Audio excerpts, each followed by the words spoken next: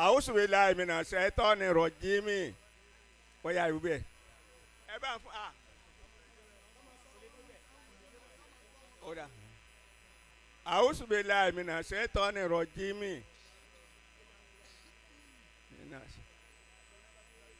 Bismillahir rahmanir rahim.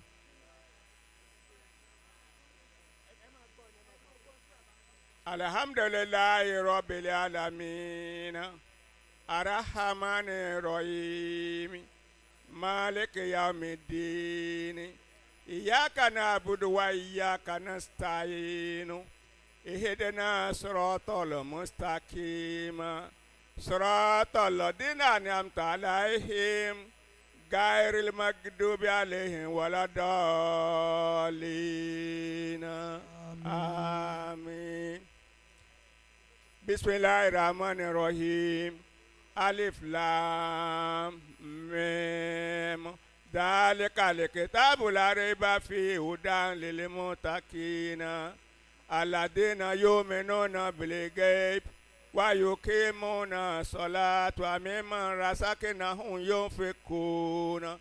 Walladhina yu'minuna bima unzila ilayka wa ma unzila min qablika wa bil akhirati hum yuqinuna. Ulaika ala hudan min rabbihim wa ulaika humul muflihun. Sadaqallahu. Bismillahirrahmanirrahim. Makiyatun wa ayatu as-sab'un. Bismillahirrahmanirrahim. Alhamdulillahi rabbil alamin. Ar-Rahmanir-Rahim. Maliki yawmiddin. Iyyaka na'budu wa iyyaka nasta'in. Ihdina siratal mustaqim. Siratal ladzina an'amta alaihim. Ghairil maghdubi alaihim waladdallin. Suratul Baqarah Madaniyatun wa ayatu as-sittu wa samanun wa mi'atan.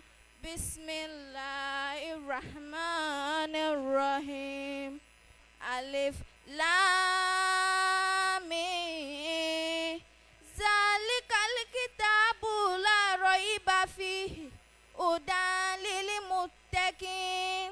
Alladhina yu'minuna bil ghaibi wa yuqimuna as-salata wa mimma razaqnahum yunfiqun.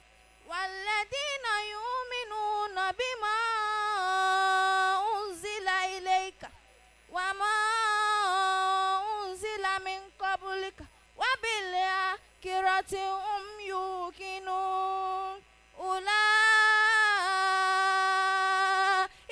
ala hudan min rabbihim wa ulaika humul muflihun.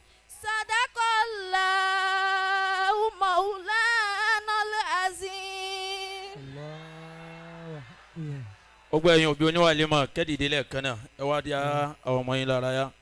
Bàríkà yín bàríkà yín ooo. Bàríkà yín. Bàríkà yín bàríkà yín ooo. Bàríkà yín. Bàríkà yín ọmọ oníwàlímọ̀.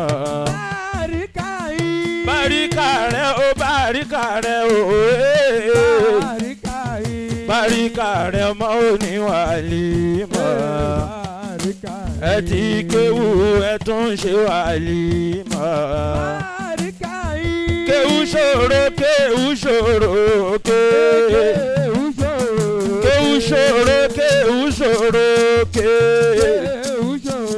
àgànìké àgànìkàfà. Kéwú ṣòro. Bàríkà rẹ̀ ooo. Bàríkà rẹ̀ oníwàlímọ̀. Ta ló lè gbé ta ló lè gbé ooo. Ta ló lè gbé. Ẹ̀wù ta nàbí bọ́lẹ̀. tó ń ṣe wàlímọ̀. Ta ló lè gbé? Àfisọ̀lá ò ní wàlímọ̀. Ta ló lè gbé? Ta ló lè gbé? Ta ló lè gbé? Ta ló lè gbé? Ẹ̀wù tá nàbì bọ́lẹ̀.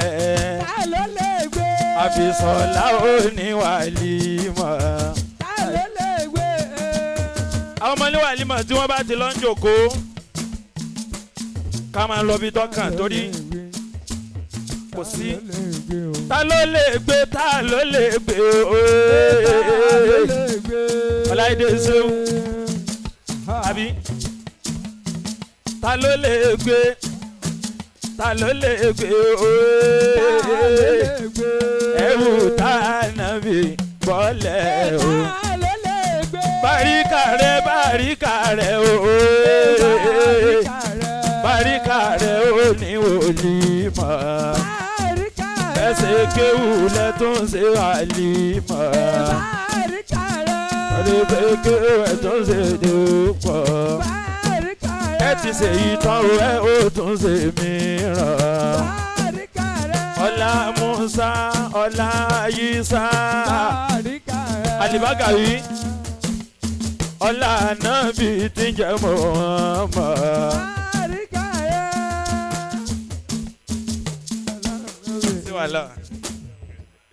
Ẹ̀yọ̀ bẹ́ẹ̀ ní Muhammad. Sallallahu alayhi wa sallam.